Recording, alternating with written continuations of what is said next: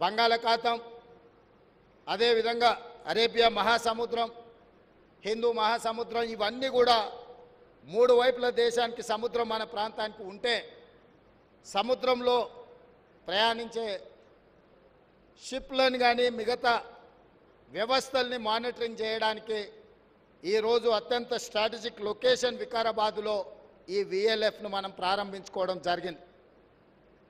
చాలామంది చాలా రకాలుగా ఈ అంశాన్ని వివాదం చేయాలని, ఇక్కడ విఎల్ఎఫ్ నిర్మించడం ద్వారా తెలంగాణ ప్రాంతానికి లేదా ఈ వికారాబాద్ జిల్లా ప్రజలకు అన్యాయం జరుగుతుందని అపోహలు కలిగించే ప్రయత్నం చేస్తున్నారు.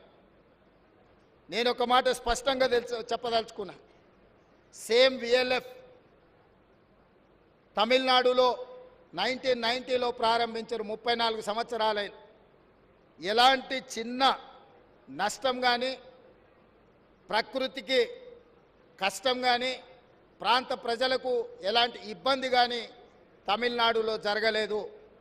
ఇవాళ దేశంలో రెండవ విఎల్ఎఫ్ వికారాబాద్ ప్రాంతంలో మన ప్రాంతంలో రావడం, ఈ ప్రాంతానికి గడ్డం ప్రసాద్ కుమార్ గారు స్పీకర్ గారు ప్రాతినిధ్యం వహించడం, ఈ జిల్లాకు ముఖ్యమంత్రిగా నేను ప్రాతినిధ్యం వహించడం, మన హయాంలో ఇంత మంచి కార్యక్రమాన్ని తీసుకొని ఈ ప్రారంభోత్సవ కార్యక్రమానికి రాజ్నాథ్ సింగ్ గారే స్వయంగా రావడము, ఈ ప్రాజెక్టు యొక్క ప్రాధాన్యత తెలంగాణ సమాజం గుర్తించాలి.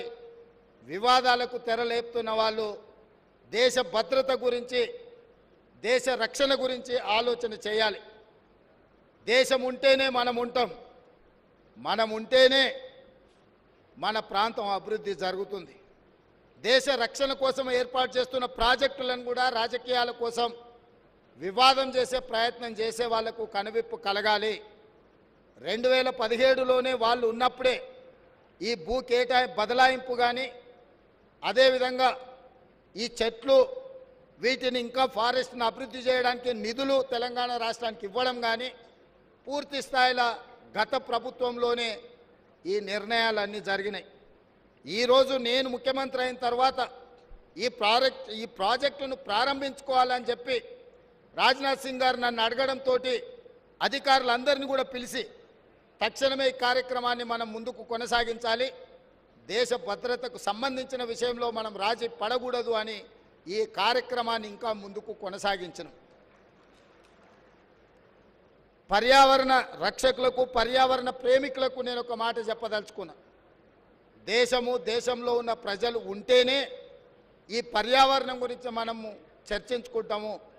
దేశ భద్రతకు ముప్పు ఏర్పడే పరిస్థితుల నుంచి కాపాడడానికి ఏర్పాటు చేస్తున్న ప్రాజెక్టును వివాదాస్పదం చేయడం ఏమాత్రం సమంజసం కాదు అని చెప్పి నేను ఈ సందర్భంగా చెప్పదలుచుకున్నా.